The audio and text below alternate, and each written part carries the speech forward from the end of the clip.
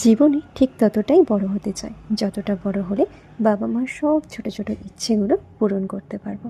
সেরকমই একটা দিনের গল্প আজকে তোমাদের সাথে শেয়ার করে নিচ্ছি। রিসেন্টলি দুদিনের ছুটিতে গিয়েছিলাম বাড়ি, আর বাড়ির পাশে হচ্ছিল একটা পুজো মেলা, যাই বলো না কেন। আর সেখানে বাবা মাকে বলেছিলাম, তোমরা যা যা খেতে চাও, যা যা কিনতে চাও, আমি সব কিছু তোমাদেরকে খাওয়াবো আর কিনে দেবো। এটা শুনে বাবা মার মুখে যে হাসিটা দেখেছিলাম না, বিশ্বাস করো, পৃথিবীর সব সুখকে এই হাসিটা হার মানাতে পারে। আমার বাবা মা না একদম সাধারণ, তাদের অনেক বড় বড় কোনো চাহিদা নেই, অনেক বেশি কিছু চাহিদা নেই জীবনে।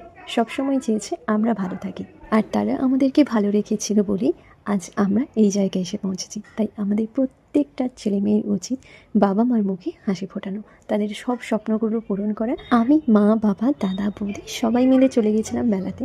আর জানো মা বাবার প্রথম ইচ্ছে কী ছিল?